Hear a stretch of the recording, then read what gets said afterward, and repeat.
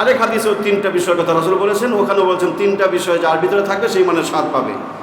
সেখানেও আল্লাহ রাসূল বলেছেন সালাসুন মান ফাআলাহুন্না ফাকাদ তা'ইমা তা'মাল ঈমান মান আবাদাল্লাহ ওয়াহদাহু ওয়া আলিমা আন্নাহু লা ইলাহা ইল্লাল্লাহ ওয়া আ'তা যাকাতা মালাহু তাইয়িবান বিনাফসিহি।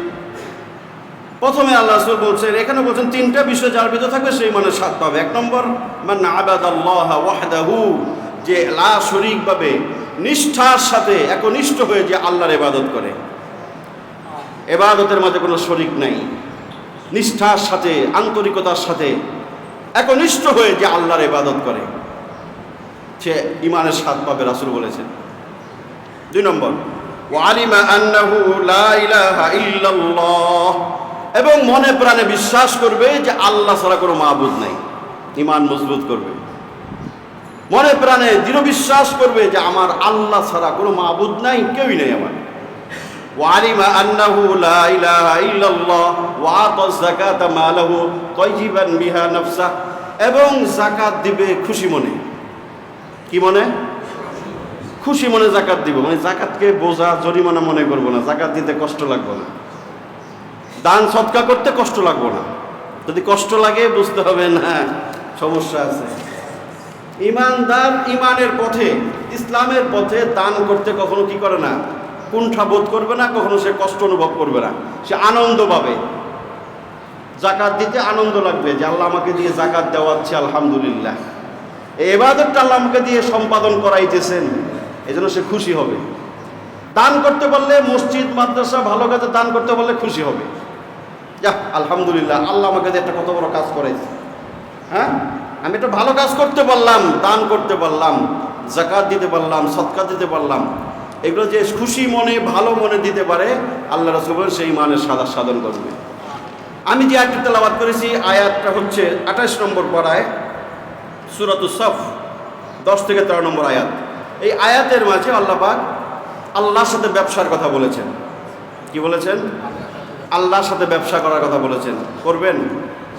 হ্যাঁ, কে কে করবেন? হ্যাঁ, করবেন সবাই? তো শুনেন কিভাবে ব্যবসা করা যায়।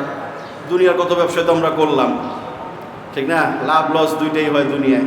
তো আল্লাহর সাথে ব্যবসার কোনো কি নেই, লস নেই, শুধুই লাভ, শুধুই লাভ।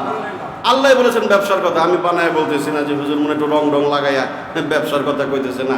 শুনেন, আল্লাহ সরাসরি তিজারত ব্যবসার কথা বলেছেন, যে আসো, অফার দিয়েছেন, আমার সাথে যদি ব্যবসা করতে চাও এই পুঁজি নিয়ে আমার কাছে আসো। আমার সাথে ব্যবসা করলে কি হবে, পরের আয়াত আল্লাহ পাক সেটা বলেও দিয়েছেন, পুরস্কার বলে দিয়েছেন, ব্যবসার লাভ বলে দিয়েছেন। সুবহানাল্লাহ, ব্যবসার লাভ জানায় দিছে। দুনিয়ার ব্যবসা করলে কি লাভ জানেন কয় টাকা হবে? বলা যায়? বলা যায়। কিন্তু এই আল্লাহর সাথে ব্যবসা করলে কি লাভ হবে, এটা আল্লাহ পাক অগ্রিম আমাদেরকে জানায় দিয়েছেন। সুবহানাল্লাহ, যেই ব্যবসার লাভ জানেন, আদ্যপান্ত সব আগের থেকেই ক্লিয়ার, তাহলে ওই ব্যবসা করতে সমস্যা আছে? যেখানে আনক্লিয়ার থাকে, অস্পষ্ট থাকে, সেখানে একটু ভয় থাকে, ব্যবসা করবো লাভ পাই কিনা, না পুঁজি পাত্তা লই এই টানাটানি লেগে যায়, একটা ভয় থাকে, ঠিক না?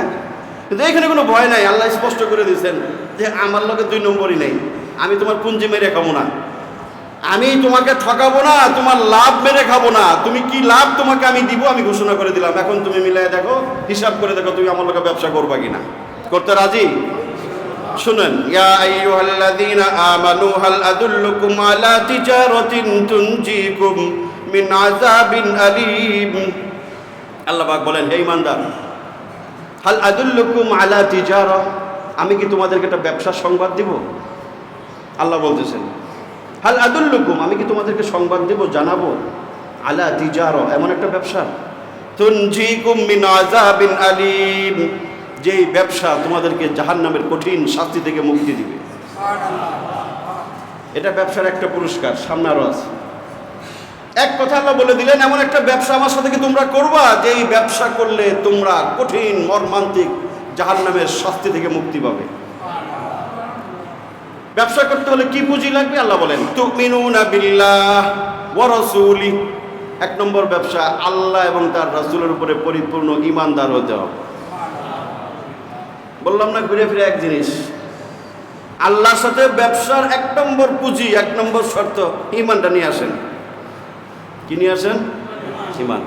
আপনি আপনার ইমান নিয়ে আসবেন, তারপর আল্লাহর সাথে আপনি ব্যবসায় সংযুক্ত হবেন। ইমান নাই, দুর্বল ইমান, বাঙ্গা ইমান, জোরাতালি ইমান, ব্যবসা নাই। ইমান মজবুত করেন ভাইয়ের আমার, ইমান মজবুত করেন, ইমান ঠিক করেন, ইমানের পরিচর্যা করেন, অনেক মূল্যবান জিনিস।